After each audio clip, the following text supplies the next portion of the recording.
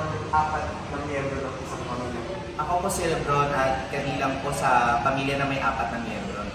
Para sa akin, hindi ako sang-ayon mo dun sa pakayag ng DTI na kayang mabuhay o kayang mapakain yung 500 pesos lang yung apat na miyembro ng isang pamilya. Especially, lalo na pag sinabi natin Pasko, sa konteksto ng mga Pilipino, marami tayong mga pinaghahandaan dito, hindi lamang yung mga pagkain, no?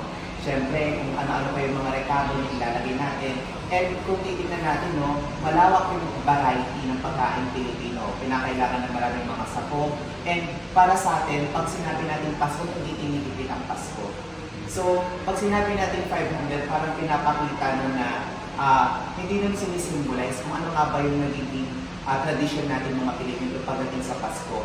Ikalawa, syempre, yung pagtaas na rin ng mga bilihin. Mapapansin natin, no, kabilang na rin doon sa pahayag ni Claire Castro na nasa diskarte natin yan. Pero kung titingnan natin, hindi naman lahat ng mga Pilipino is same ng sitwasyon. Kabilang na kung i-consider o i-consider din natin kung saan sila nakatira.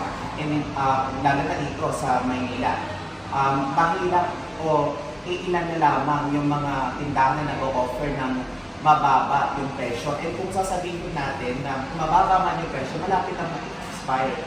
Kung malapit na ma-expire yung isang pagkain, parang sinasabi natin na although nakakabili na tayo ng mga pagkain na under 500, may ensure ba nun yung kalusugan o yung magiging yung kalusugan ng mga Pilipino? Maaari magkaroon pa ng mga sakit kung hindi tama o malapit na ma-expire yung pagkain na pinili nila. Kaya talagang hindi talaga ako sang-ayon kasi sinasabing 500 is kakayanin na talaga.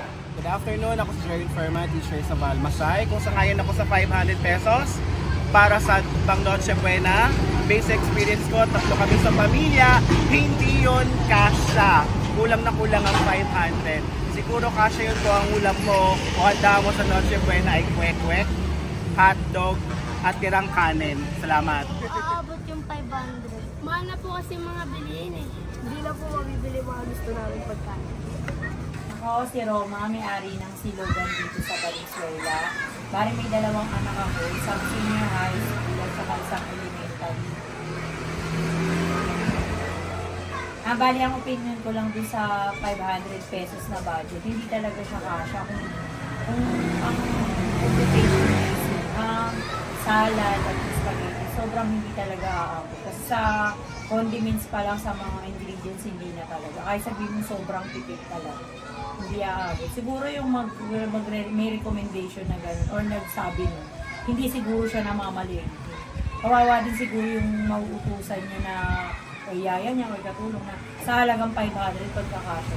Yun lang ang opinion. Sa ngayon, wala na talagang mabibigay.